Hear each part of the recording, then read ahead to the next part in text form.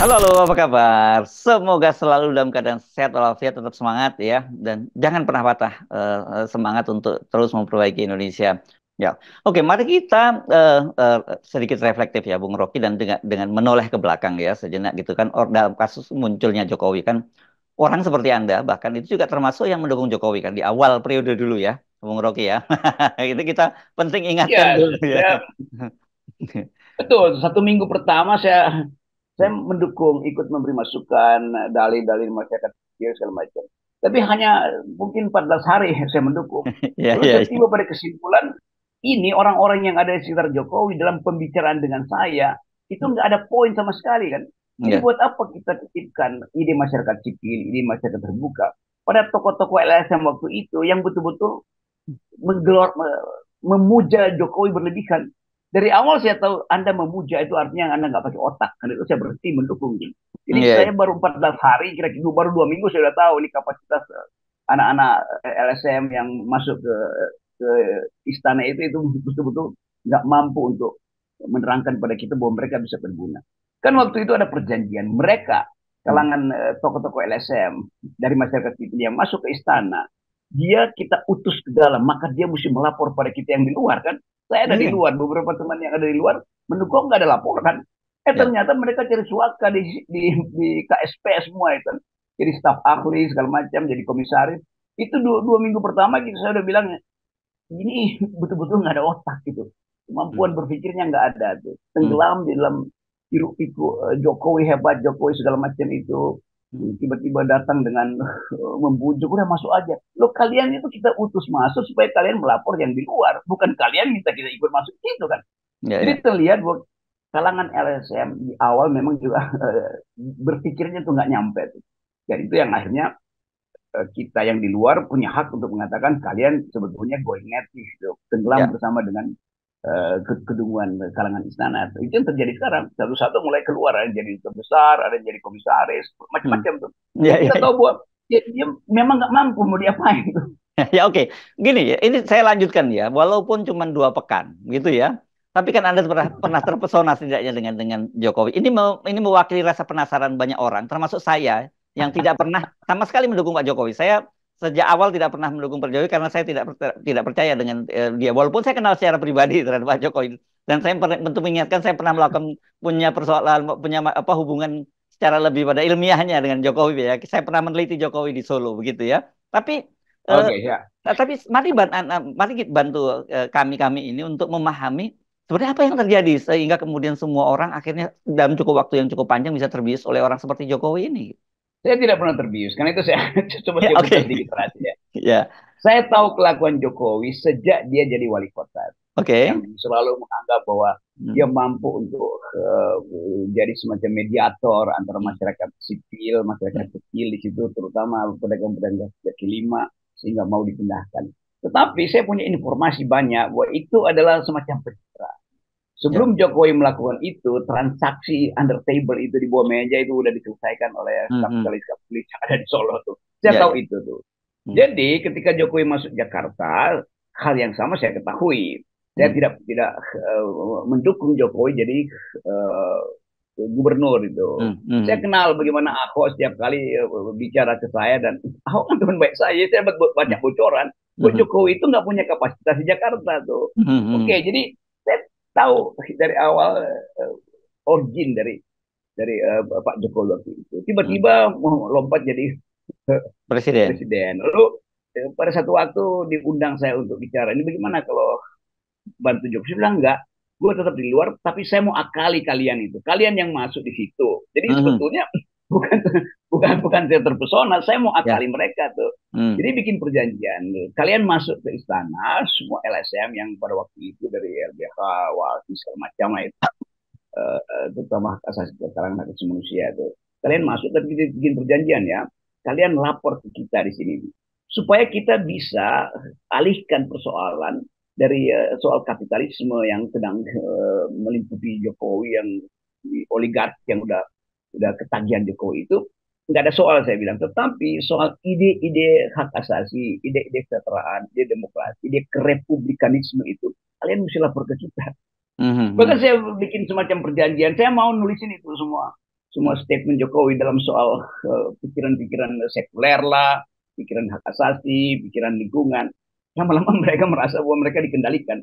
Ya. Saya bilang, lo kan perjanjiannya begitu kan. Yang di dalam itu melapor pada yang di luar.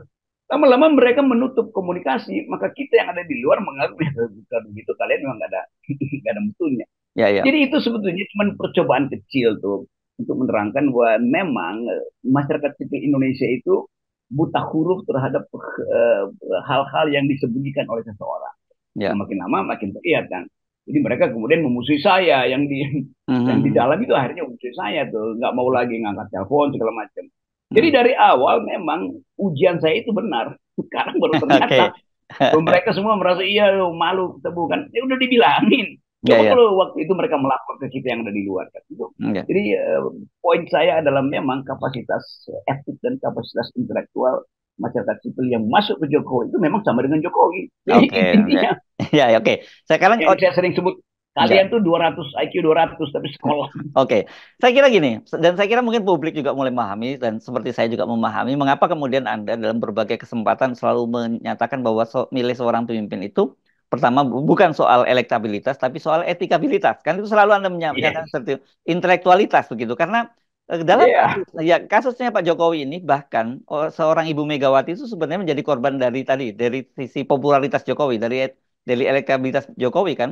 Sebenarnya kan kita tahu bahwa Ibu Megawati pada tahun 2014 masih ingin mencalonkan diri menjadi presiden, tetapi karena digerilya oleh media, digerilya oleh para tokoh-tokoh publik yang menyatakan bahwa elektabilitasnya pasti Jokowi yang menang karena elektabilitasnya kuat, sehingga Ibu Megawati menyerahkan tiket itu pada Jokowi gitu. Iya itu Pak Ibu Mega itu korban dari politik survei.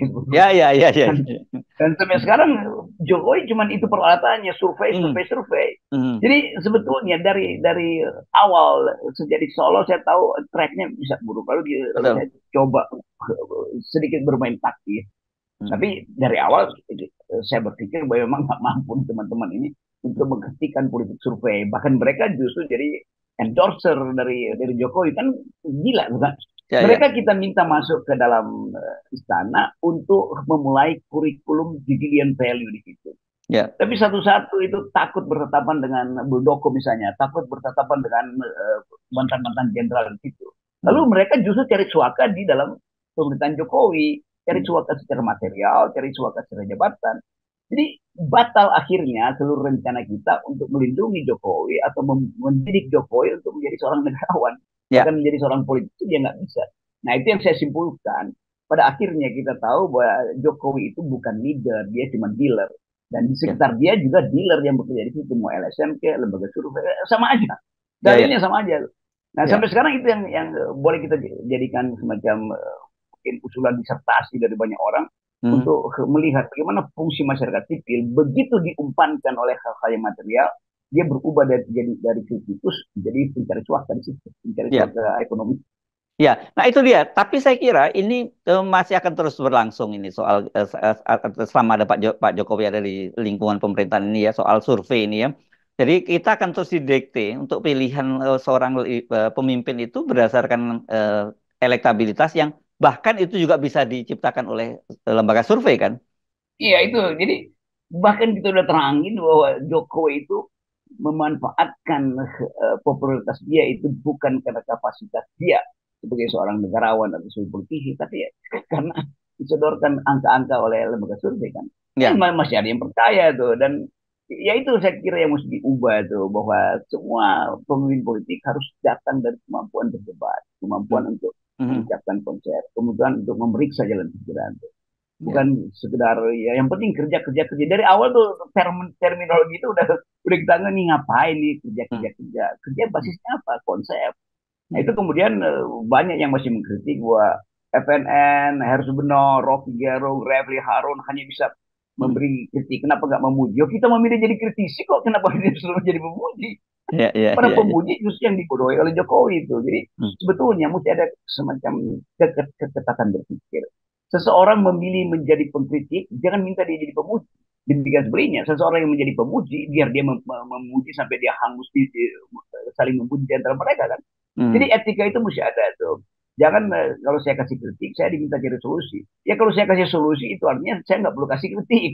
Jadi Ya, ya, ada orang yang memang fungsinya memberi kritik, ada yang memberi solusi itu, ada yang menjadi pencaci, ada yang menjadi pemuji. Semua ya, itu adalah profesi dengan tanggung jawab dan dengan keinginan untuk membesarkan, memperbaiki bangsa ini kan. Kalau ya, nggak ada pengkritik, ya bagaimana mungkin bangsa ini bisa ditumbuhkan kembali? ya, Tapi ya. sekali lagi menganggap bahwa Anda kan belum pernah diuji untuk memimpin satu lembaga atau Hmm, hmm. bahkan memimpin sebuah komunitas, itu urusan lain. Tapi memberi kritik itu adalah dasar dari kehidupan demokrasi. Iya, iya. Dan nah, saya kira ini ada beberapa faktor yang kita mulai bisa petakan begitu. Salah satunya yang saya kira juga membahayakan demokrasi kita adalah keberadaan lembaga-lembaga survei yang pada masanya Pak Jokowi itu mereka seperti mendapatkan tuan yang baik begitu ya. Dan saya kira ini setelah Pak Jokowi pergi, mereka pasti akan mencari tuan baru juga yang bisa seperti Pak Jokowi. Kita bisa simpulkan bahwa kemampuan kita untuk menghasilkan kembali Indonesia yang berpikir memang memerlukan pengorbanan, dan pengorbanan ini memang berat. Selama 9 tahun kita kehilangan kemampuan berpikir kritis. Kita di bypass oleh hal-hal yang sifatnya headline, padahal kita tidak bisa membaca between the line. Dan baru sekarang kita tahu bahwa between the line dari semua headline yang dibuat oleh survei tentang kehebatan Jokowi, ternyata di belakangnya ada kedunguan dan kebusukan. Dan itu yang baru mulai disadari. Yes. Jadi sekali lagi, mari kita mulai menabung kembali akal sehat supaya bangsa ini tidak didungukan oleh pemimpin-pemimpin yang mengikuti pola Jokowi. Oke, baik. Makasih Bung Rocky ya. Kita nolkan semua kedunguan. Ya. Yes.